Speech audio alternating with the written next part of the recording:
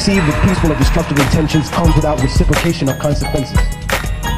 That's a very general statement to make, but when you think about it, no revolution or military action, whether it was decided upon with the best intentions against an oppressive regime or for the noblest purpose, has ever come without a true cost. In every revolution, whether it was a righteous one or whether it was a coup d'etat by a CIA-sponsored entity in Latin America, they're all innocent people that are dying.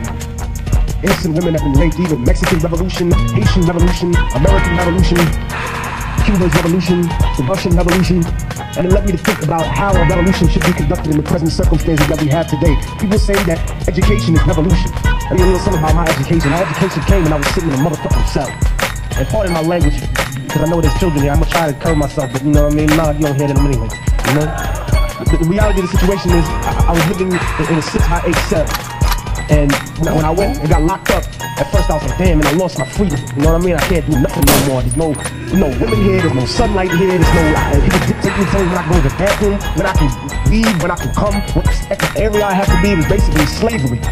And then my co-defendants turned to fucking canaries, started singing, and that wasn't me. I couldn't do that because I had to come back to the hood with my head held up high. I walked out of prison and a man in every single motherfucking sense.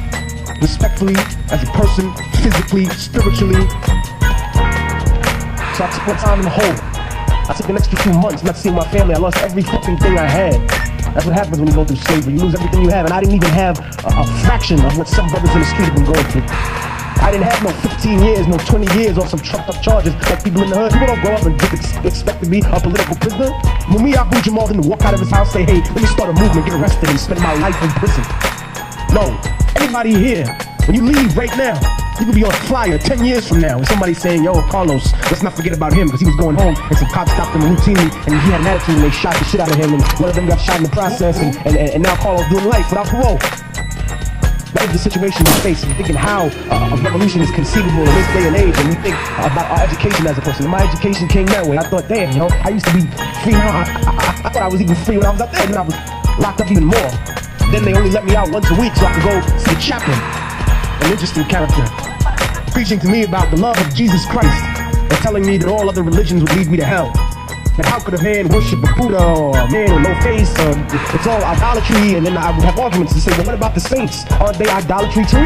Don't you pray to someone who's not God? You're praying to Saint Mark or Saint Peter or Saint Gabriel or Saint Lazarus. That's not God. That's a man you're praying to. You didn't really take it that though. You know what I mean? We talk about the Constantine changing the Sabbath from Saturday because the original Christians were Jews. Jesus Christ was a Jew, a Hebrew. Why did we change the Sabbath? Why did we insert paganism into Christianity? So, you know, I got kicked the fuck out of church in jail, and they wouldn't let me out ever. It was like, you there all day, goodbye. You can come out and walk around for 5 minutes and then get the fuck back in there. So then I thought, damn, I'm even more of a slave now.